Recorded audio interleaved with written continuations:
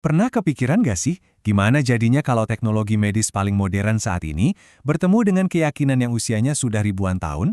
Nah, kali ini kita akan membahas persimpangan yang menarik banget antara dunia kedokteran, pilihan karir, dan hukum Islam. Sebuah diskusi yang, jujur aja, sangat relevan buat zaman kita sekarang. Oke, kita langsung aja ya ke kasusnya. Bayangin deh, ada seorang perempuan, dia fokus banget sama karirnya, tapi di sisi lain, dia juga pengen punya pilihan untuk membangun keluarga suatu saat nanti. Akhirnya, dia kepikiran buat membekukan sel telurnya. Pertanyaan besarnya, dari kacamata Islam, tindakan ini boleh atau enggak? Dan ini tuh bukan cuma ngobrol-ngobrol teori doang loh. Bayangin, dalam sebuah forum ilmiah di Indonesia, pertanyaan yang persis sama diajukan langsung ke seorang ulama besar dari Mesir, yaitu Syekh Dr. Ahmad Mamduh.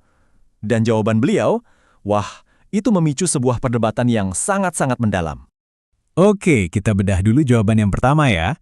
Ini adalah pandangan yang lebih hati-hati yang cenderung melarang praktik ini. Jadi, jawaban pertama yang muncul, yang merujuk pada fatwa dari Majelis Ulama Indonesia Jawa Timur, itu tegas banget. Pembekuan sel telur sebelum menikah, hukumnya dilarang. Udah, gitu aja. Jelas dan langsung ke intinya. Terus logikanya gimana kok bisa dilarang? Gini alurnya. Pertama, ada proses pengambilan sel telur atau ovum pick up. Nah, pada saat proses itu terjadi, si wanita ini kan statusnya belum menikah secara sah. Disitulah letak masalahnya. Menurut pandangan ini, syarat mutlak supaya proses ini sah adalah harus ada ikatan pernikahan saat sel telur itu diambil. Karena syarat itu nggak ada, ya prosesnya dianggap nggak sah. Sekarang, kita coba gali lebih dalam ya. Apa sih prinsip yang jadi dasar larangan ini? Soalnya, ini bukan cuma soal teknis, tapi akarnya itu ada di sebuah konsep yang fundamental banget dalam hukum Islam. Kunci buat ngerti ini semua ada di satu kata, muhtaram. Dalam ilmu fikih, muhtaram itu artinya sesuatu yang statusnya suci dan terhormat.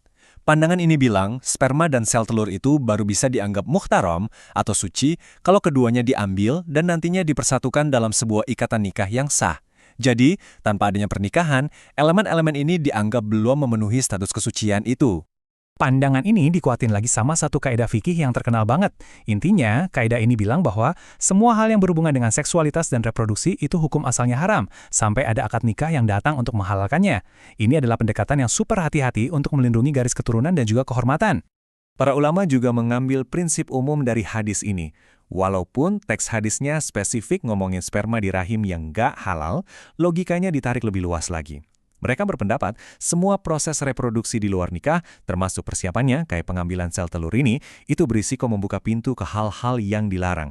Jadi ini sifatnya preventif, buat jaga-jaga. Nah, Anda mungkin mikir, oke, ceritanya selesai di sini. Udah jelas dilarang kan? Tapi ternyata enggak. Justru di forum yang sama, diskusi ini mengambil tikungan yang sama sekali nggak terduga. Sekarang, kita lihat sisi lain dari koin ini. Bagaimana sebuah sudut pandang yang berbeda bisa ngasih jawaban yang beda banget buat pertanyaan yang sama. Disinilah Syekh Dr. Mamduh bikin forumnya kaget. Setelah ngejelasin panjang lebar pandangan yang melarang, beliau justru ngeluarin perspektif lain. Kata beliau, banyak ulama di Mesir yang justru sampai pada kesimpulan sebaliknya. Mereka memperbolehkan praktik ini. Loh, kok bisa beda? Nah, mereka pakai alat penalaran hukum yang namanya istislah. Ini beda banget sama yang tadi. Kalau yang pertama fokus ke syarat-syarat yang harus dipenuhi saat ini, istislah ini ngelihatnya ke maslahah atau kebaikan dan kemaslahatan umum di masa depan. Jadi, logika di balik izin ini pragmatis banget nih. Pandangan ini sadar, zaman sekarang banyak perempuan yang menunda nikah karena pendidikan atau karir. Nah, dengan ngebolehin pembekuan sel telur, ini dianggap membawa maslahah atau manfaat besar bagi si perempuan. Tujuannya baik, menjaga peluang dia untuk tetap bisa punya keturunan nanti, tentunya dalam pernikahan yang sah ya. Jadi ini dilihat bukan sebagai pelanggaran, tapi justru sebagai cara untuk mencapai salah satu tujuan utama syariat, yaitu membangun keluarga. Oke, jadi kita punya dua jawaban yang kelihatannya 180 derajat berbeda kan? Satu bilang haram, satu bilang boleh. Terus gimana kita memahami ini dalam kerangka keyakinan yang sama? Coba kita bedah perbedaannya ya. Di satu sisi, ada pandangan yang melarang. Dasarnya apa? Prinsip kesucian, alias muhtaram. Fokusnya ke syarat yang harus ada saat sel telurnya diambil. Di sisi lain, ada yang ngebolehin. Dasarnya kemaslahatan atau istislah. Fokusnya ke tujuan mulia di masa depan, yaitu membangun keluarga. Dan yang penting, kedua metode penalaran ini sama-sama sah loh dalam tradisi hukum Islam. Dan inilah poin paling penting dari semua ini. Adanya dua pendapat yang beda ini bukan berarti Islam itu bingung atau lemah. Justru ini menunjukkan betapa kaya dan dinamisnya tradisi hukum Islam. Ini bukti kalau fikih itu hidup dan mampu berdialog dengan tantangan-tantangan zaman modern, tapi tetap dalam kerangka prinsipnya yang abadi.